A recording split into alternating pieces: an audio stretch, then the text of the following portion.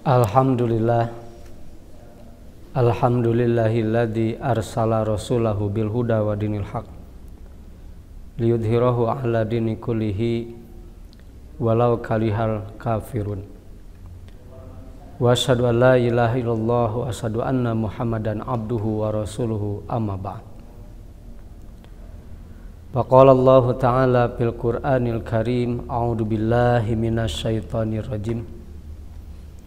Fala uqsimu bisyafaq wal laili wama wasaq wal qamari idza tasaq latarkabunna tabaqan an tabaq fama lahum la yu'minun wa idza quri'al qur'an la yasjudun wa idza quri'al qur'anu alaihim la yasjudun.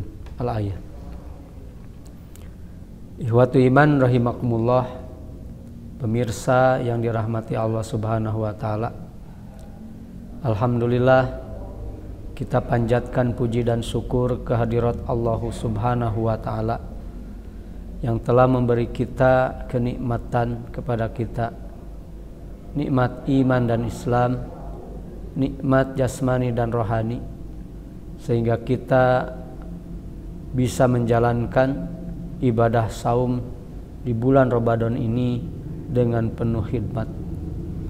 Dan mudah-mudahan segala amal ibadah yang kita amalkan, yang kita lakukan menjadi amal soleh dan menjadi wasilah atas turunnya maghfirah Allah Subhanahu wa ta'ala kepada kita. Amin ya rabbal alamin.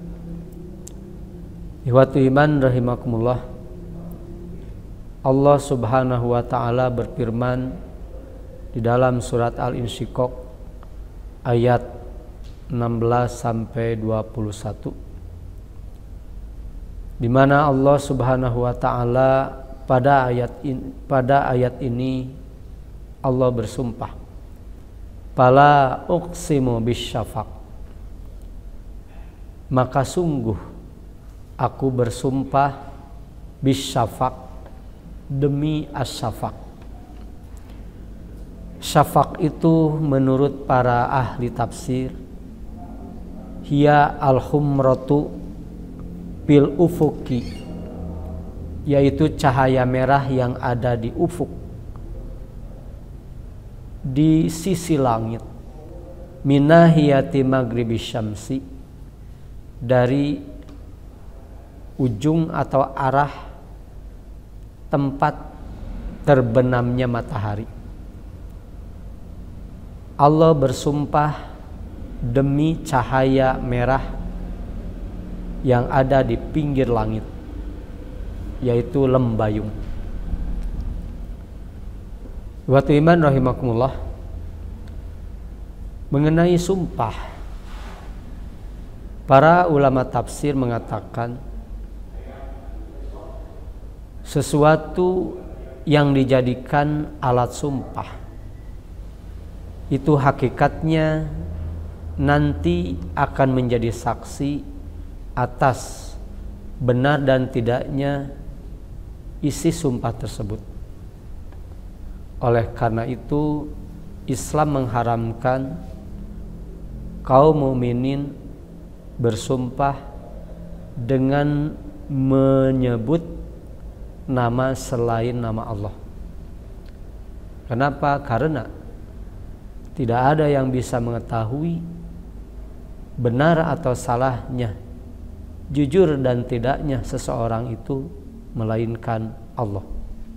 Oleh karenanya, jika kita mau bersumpah harus memakai nama Allah. Tapi berbeda apabila Allah bersumpah dengan menggunakan makhluknya.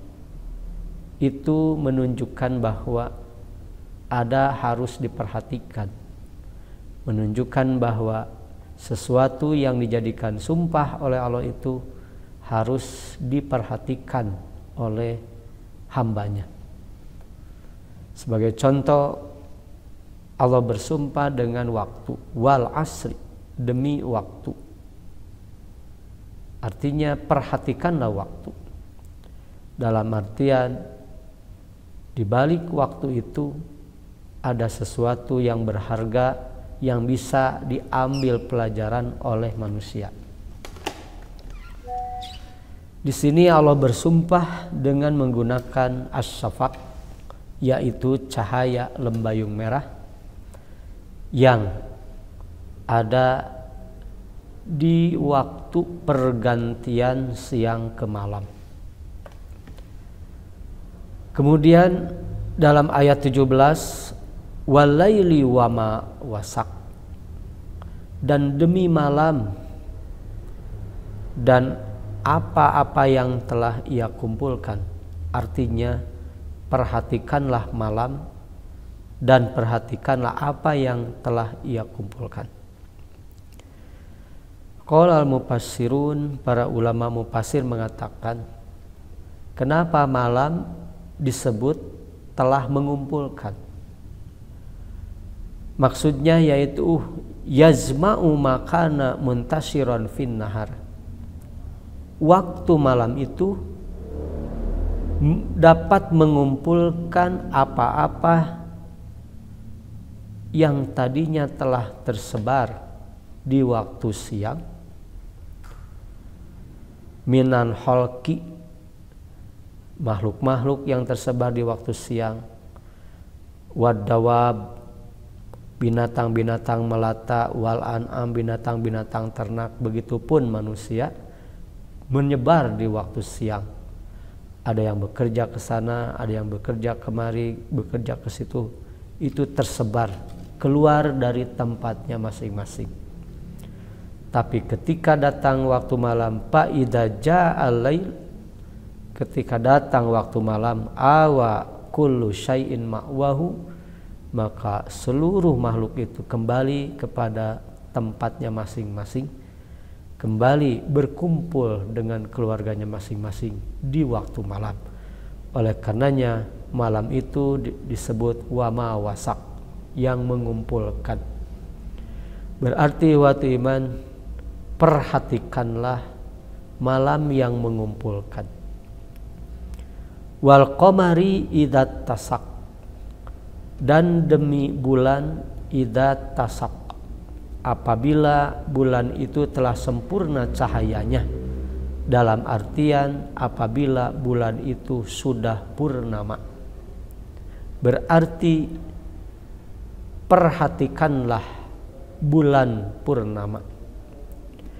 Latar kabunna tobakon antobak, sungguh kamu akan melalui, akan menjalani kehidupan itu tobakon antobak, setahap demi setahap, setingkat demi setingkat. Itu kata Allah di dalam surat Al-Insyiqaq. Ikhwatu iman rahimakumullah, kalau kita perhatikan, bulan itu cahaya yang paling kuat, paling sempurna adalah di waktu pertengahan bulan, antara tanggal 14. Kalau kita perhatikan, apakah bulan sekonyong-konyong cahayanya akan terang? Tentu saja tidak. Ada tahapan. Tahapannya sebelum bulan itu berada tepat di atas bulan purnama, melalui yang pertama, ketika bulan muncul di awal bulan, maka bulan itu cahayanya sedikit, disebut bulan sabit, tipis, itu disebut hilal. Cahayanya jauh daripada sempurna. Kemudian bulan tersebut beranjak ke atas, masih berbentuk sabit. Ada cahaya tapi belum sempurna cahayanya. Tepat tanggal 14 atau pertengahan bulan, barulah bulan itu cahayanya sempurna. Oleh karenanya dinamai bulan purnama. Cahayanya sangat sempurna, terang benderang. Tapi apakah cahaya itu terus-terusan sempurna? Ternyata tidak. Hanya perlu beberapa hari saja. Mungkin sampai 3 hari itu cahaya di atas langit cahaya bulan purnama. Tapi selanjutnya cahaya itu turun kembali, redup kembali sedikit demi sedikit sampai bulan itu hilang. Yang tadinya cahayanya terang benderang bulan purnama, tapi bertambah waktu bulan itu ternyata cahayanya berkurang sampai hilang. Begitulah sirkulasi bulan. Nah, ikhwat iman, di sini ada ibrah, pelajaran yang kita bisa ambil daripada ini. Allah mengatakan latar kabunna tabaqan an tabaq. Begitupun kehidupan kita bertahap, setingkat demi setingkat. Manusia tidak akan selamanya, kalau dari segi kekayaan, tidak akan selamanya kaya. Ketika kita melihat orang kaya, jangan melihat pada waktu itu saja, tapi lihat mungkin ada proses sebelumnya. Ada proses sampai dia menuju pada waktu kekayaannya itu jaya. Akan tetapi waktu bertambah, tidak akan bertahan. Pasti akan melewati masa-masa itu, berkurang kembali. Karena harta itu tidak akan abadi. Kalau dari segi usia, kita tidak sekonyong-konyong dewasa, tapi kita melalui masa dalam kandungan, kemudian masa bayi, masa kanak-kanak, masa remaja, dan masa dewasa.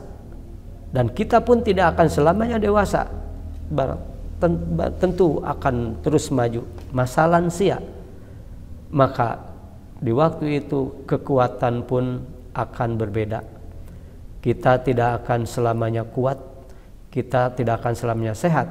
Pasti akan ada waktu habis masa kuat, masa sehat kita, yaitu kita memasuki lanjut usia lemah. Awal lemah, pertengahan kuat, ujungnya akan lemah. Begitupun bagaimana seperti bulan, sama persis. Awal mula cahayanya sedikit, di pertengahan waktu cahayanya sempurna kuat, tapi ujungnya tetap lemah. Begitupun manusia. Oleh karenanya ikhwat iman, pelajaran yang kita bisa ambil, pergunakanlah masa-masa kita. Kita beribadah itu jangan menunggu nanti, jangan dinanti-nanti. Karena sekarang sehat, mungkin waktu yang akan datang kesehatan ini akan kita tinggalkan, akan kita lalui, kita menuju kepada masa kelemahan. Kita beribadah jangan menunggu waktu yang akan datang, semasa lagi muda. Kenapa? Karena masa muda ini akan kita lalui dan kita akan beranjak kepada masa tua. Oleh karenanya dalam sebuah riwayat dikatakan, orang yang sudah tua itu ibadah bagus, tapi akan lebih bagus lagi anak muda yang getol beribadah. Orang yang sudah tua getol beribadah itu bagus, tapi lebih bagus lagi anak muda yang getol beribadah. Kenapa? Karena kalau sudah tua getol beribadah itu hanya hanya memanfaatkan waktu. Daripada ini mending ibadah. Tapi anak muda yang getol beribadah itu akan lebih baik lagi. Kenapa? Karena dia banyak mengorbankan kesempatan yang lain, banyak mengendalikan hawa nafsunya. Kemudian orang muda, anak muda beribadah itu kalau dibandingkan dengan yang sudah berumah tangga. Dalam riwayat tersebut dikatakan seorang anak muda beribadah itu baik, tapi akan lebih baik lagi, tidak akan melebihi baiknya orang yang sudah berumah tangga. Jadi seorang bujangan, seorang gadis getol beribadah itu baik, tapi lebih baik lagi orang yang sudah berumah tangga yang getol beribadah. Kenapa? Karena di masa bujang, di masa gadis mungkin tidak banyak pikiran, tidak banyak kewajiban, tidak banyak tanggungan. Maka wajar ketika getol beribadah. Tapi orang yang sudah berumah tangga getol beribadah, dia lebih banyak lagi pengorbanannya dia pandai-pandai mengatur waktu dan sebagainya. Oleh karena itulah ikhwatu iman, dari ayat ini, dari surat Al-Insyiqaq ini mengajarkan kepada kita harus pintar-pintar mengelola waktu. Jangan dinanti-nanti kita beribadah. Lihatlah bulan, tidak selamanya cahayanya kuat, tidak selamanya bulan itu purnama, akan tetapi bulan purnama itu hanya melalui saja. Kemudian yang terakhir, bahwa kalau kita bandingkan bulan purnama itu hanya beberapa hari saja, mungkin 1 sampai 3 hari. Tapi proses dari awal waktu, dari tanggal 1 sampai tanggal 13 mungkin dibandingkan. Kemudian hilang lagi dari tanggal 15 sampai tanggal 30. Berarti cahaya kuatnya hanya 1 sampai 3 hari. Itu artinya kekuatan tidak akan selamanya ada, kesehatan tidak akan selamanya ada. Dunia itu tidak akan abadi. Oleh karena itu yang abadi adalah akhirat. Walal akhiratu khairul laka minal ula. Akhirat itu lebih baik bagimu daripada dunia. Ikhwati iman rahimakumullah. Maka dalam ayat selanjutnya Allah mengatakan, "Fama lahum la yu'minun." Mengapakah mereka tidak mau beriman? Wa idza quri'a 'alaihimul Qur'an la yasjudun, dan apabila Al-Qur'an dibacakan kepada mereka, mereka tidak bersujud. Maka bagi kita selaku umat Islam kaum mukminin harus bisa-bisa mengatur waktu untuk beribadah. Ikhwati iman rahimakumullah, mudah-mudahan Allah Subhanahu wa taala memberi kita kekuatan, memberi kita hidayah sehingga kita bisa menjalankan ibadah, khususnya ibadah di bulan Ramadan ini ada dalam kesehatan, ada dalam kelancaran. Mungkin sekian yang bisa disampaikan, mudah-mudahan ada guna dan manfaatnya, khususnya bagi saya, umum bagi ikhwatu iman, pemirsa yang budiman dimanapun berada. Rabbana atina fid dunya hasanah wa fil akhirati hasanah wa qina adzabannar. Aqulu qouli hadza wa astaghfirullah li wa lakum. Wassalamu alaikum warahmatullahi wabarakatuh.